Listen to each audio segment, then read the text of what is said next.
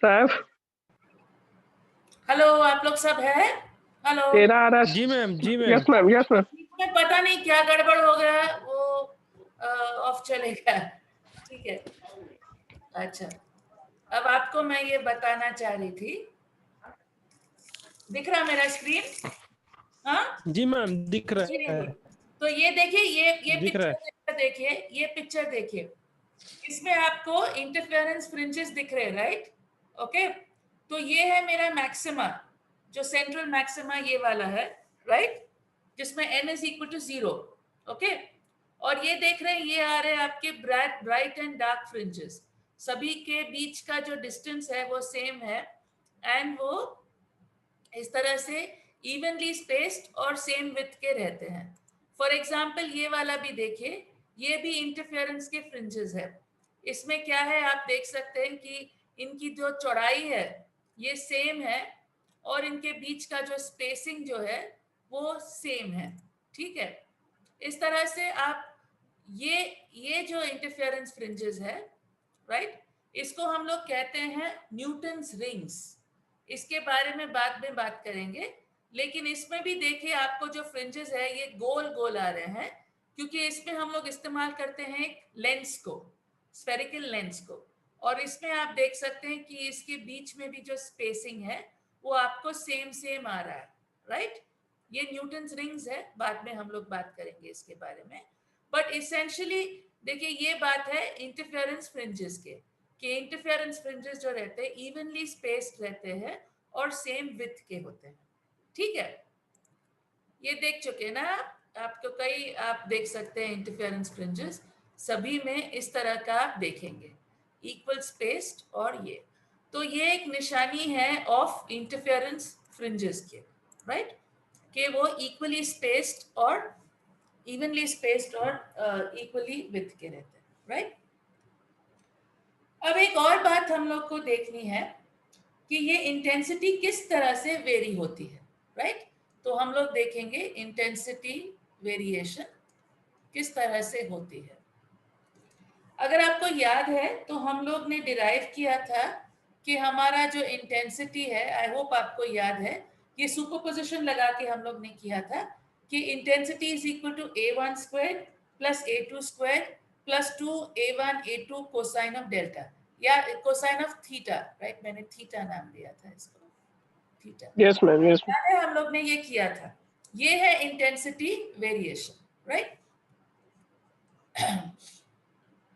अब हम लोग देखेंगे कि किस तरह से वेरी होता है। अब ये थीटा क्या है, ये थीटा जो है ये आपको आ रहा है बिकॉज ऑफ आपका क्या बोलते हैं, path difference S2p minus S1p, right.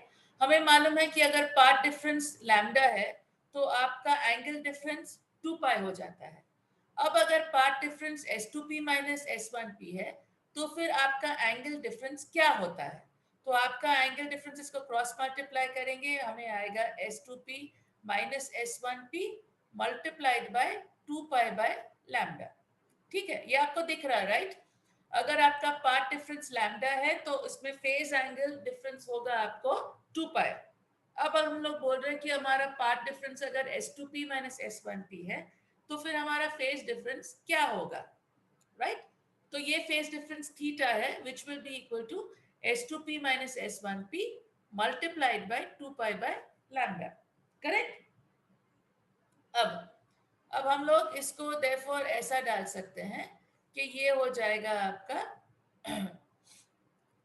This is equal to a1 square plus a2 square plus 2 1 a1 a2 cosine, और कोसाइन के बदले में हम लोग ये S2p माइनस S1p को नाम देंगे x, राइट। और 2 पाई बाय लैम्डा आप लोग सबको मालूम है कि इसको कई बार कहा जाता है, सॉरी ये इसको कई बार हम लोग कहते हैं k, राइट। देखे होंगे ना, k है wave number, k is equal to 2 pi by lambda, और इसको हम लोग नाम देंगे x। तो यहाँ पे हम लोग लिख सकते हैं कि this is equal to cosine kx, right. ठीक है ना। अब हम लोग इसको फर्दर सिंप्लीफाई करेंगे, a1 plus a2 square. I hope आप लोग सबको आता है formula for cosine of 2 theta.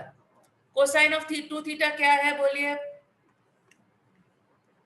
कौन है हमारे पार्टिसिपेंट्स में जो बताएगा cos 2 थीटा का फॉर्मूला क्या है? Ma'am 2 sin theta into cos theta. हाँ, अरे और वो दूसरा वाला in terms of cosine 1 plus cos 2 theta by 2 cos square theta by 2 minus 1 के देखा है? आप जो बोले cos square theta minus sin square theta भी डाल सकते हैं। इसके लिए हम लोग क्या कर सकते हैं? cos square theta is equal to sorry sin cos square theta and इसको रिप्लेस कर सकते हैं, राइट? बट ये वाले हम लोग ये फॉर्मूला के साथ काम करेंगे। ये फॉर्मूला मालूम है सबको? हाँ, जी मैम, जी मैम, ये फॉर्मूला मालूम है ना सबको? cos जी 2 ma'am, theta is equal to 2 cos cos square theta by 2 minus 1। ये सबको आता है ना? जी मैम। Very good. तो हम लोग इसको यहाँ सब्स्टिट्यूट करेंगे। सॉरी, ये मैं कलर बदलूंगी, इसको ब्लैक लेके आऊंगी। ये हो गया अपना 2a1a2 और cos के x के बदले में मैं ये लिखूंगी 2 cos स्क्वायर के x बाई 2 माइनस 1। ठीक है, ये ठीक है ना? इसके बदले में मैंने ये लिखा है, इसके बदले में मैंने ये लिखा है, ठीक है ना? जी मैम। ये लिखूंगी a1 square plus a2 square. अब ये 1 का जो टर्म है ये मल्टीप्लाई करूंगी into this, so this will become minus 2 a1 a2 और बचेगा मेरे पास एक और टर्म जो है प्लस 2 इंटू 2 डिवाइडेड बाई 2। कितना होता है? अच्छा ये 2 नहीं, 2 into 2 is what? 4। 4a1 a2 cos square kx by 2। ये ठीक है? ये समझ में आ रहा है सबको? हाँ, मैंने ये क्या बोलते ब्रैकेट को एक्सपैंड किया।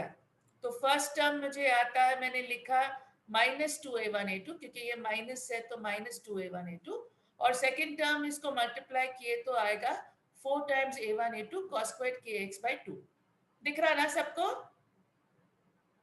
जी मैम। Yes, very good. अब इसको कैसे सिंप्लीफाई करेंगे हम लोग? ये term a1 square plus a2 square minus 2a1 a2, ये क्या चीज है? ये क्या चीज है? a माइनस बी का होल स्क्वायर। करेक्ट। तो ये है a1 minus a2 whole square, correct. और बचा मेरे पास 4a1 a2 cos square kx by 2, right? अब a1 a2 ये तो एक कांस्टेंट टर्म होगा, राइट?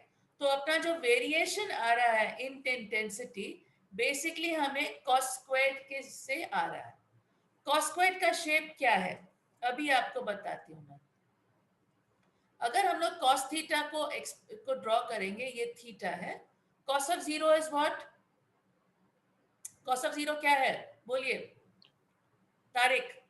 1 1 1। और ये तो ये cos ऑफ 0 इज 1 और फिर क्या हो जाएगा? cos ऑफ पाई क्या है? cos ऑफ पाई क्या है? cos ऑफ पाई बाय 2 क्या है? 90 डिग्रीज का कोसाइन क्या है? 0 1/√2। करेक्ट। तो किसी ने 0 है कहा कौन है वो बच्चा भाई? ये है 0, राइट? और जब आप इधर आएंगे पाई को आएंगे तो ये हो जाएगा आपका -1, करेक्ट? अब उसके बाद वो बढ़ेगा और ऐसे आएगा वापस। आपको कैसे आएगा कि 2 पाई पे यानी कि 0 पे आपको फिर मैक्सिमा आएगा, राइट? और फिर आपको मिनिमा आएगा। इसी तरह से ये ऐसे जाएगा, राइट?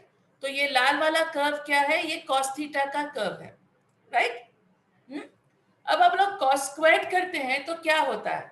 cos स्क्वायर करते हैं तो ये जो नेगेटिव हिस्सा जो है ना ये पॉजिटिव हो जाता है, राइट? लेकिन ये 1 को एक्सीड नहीं करेगा, यानी कि 1 से बढ़ के नहीं आएगा क्योंकि कोसाइन थीटा जो है इसके लिमिट्स है +1 -1, राइट? तो इसको हम लोग स्क्वायर भी करेंगे तो भी वो +1 -1 के बीच में ही आएगा। तो अब हम लोग cos स्क्वायर थीटा जब करेंगे तो ये नीचे वाला जो कर्व है ऊपर आ जाएगा, यानी कि ये कर्व हो जाएगा ऐसा। ये जो हरा कर्व है ना हरा नहीं, कोई और डार्कर कलर लेना था क्या? ये अब ये ब्लू कर्व हो गया, ब्लू और ग्रीन कर्व जो है, ये मेरा कर्व जो है, ये कर्व है for cos squared theta, right? तो ये जो आप देख रहे हैं यहाँ पे cos स्क्वायर्ड टर्म है, ये आपको कांस्टेंट है। इसीलिए आप देख सकते हैं कि इंटरफेरेंस में आपके जो फ्रिंजेस है इस किस्म के आ रहे हैं, राइट? यानी कि उसके ब्राइटनेस वैल्यूज कांस्टेंट है, मिनिमा वैल्यूज कांस्टेंट है।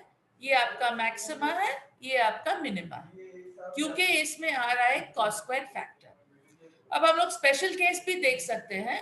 अगर हम लोग केस लेंगे जहां पे a1 is equal to a2, अगर a1 is equal to a2 तो ये टर्म जो है ये 0 हो जाएगा, राइट? और आपकी इंटेंसिटी क्या हो जाएगा? सिर्फ 4a1 square into cos square kx/2, यानी कि आपका इंटेंसिटी का मिनिमा जो है ये आपको 0 आएगा, राइट? और आपका मैक्सिमा जो है वो 1 आएगा, 0 और 1 के बीच में आएगा। ये स्पेशल केस वो है जब a1 is equal to a2। लेकिन अगर a1 is not equal to a2 तो भी ये एक कांस्टेंट फैक्टर आएगा, यानी कि ये ऊपर रहेगा और कुछ कांस्टेंट वैल्यू रहेगा। तो आप देख रहे हैं कि इंटेंसिटी जो है इंटरफेरेंस में आपका इंटेंसिटी वेरी होता है as a cos squared term, right? As आपका cos स्क्वायर्ड डेल्टा/2 नहीं, थीटा/2। ये है आपका थीटा/2। तो आपका जो क्या बोलते हैं इंटेंसिटी जो है वो वेरी हो रहा है बाय cos स्क्वायर्ड थीटा/2।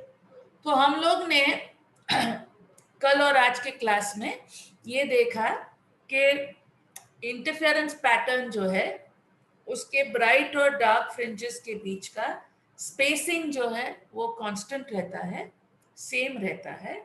और जो ब्राइटनेस है, ब्राइटनेस है वो वेरी होता है एज cos स्क्वायर्ड, राइट? और cos स्क्वायर्ड का मतलब क्या है कि इसका मैक्सिमा हो जाता है आपको 1 और मिनिमा हो जाता है आपको 0, राइट?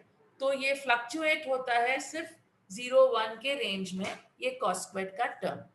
तो यही आप देखते हैं, ये यंग्स डबल स्लिट के जो इमेजेस मैंने आपको बताए इंटरफेरेंस पैटर्न के, उसमें आप क्लियरली देख सकते हैं कि इस तरह से आपका जो क्या कहते हैं आपके जो ये जो पैटर्न में ब्राइटनेस वैल्यूज इस तरह से, याद है मैंने आपको कल भी बताया था कि इंटरफेरेंस में जो ब्राइटनेस होता है सेम ब्राइटनेस होता है।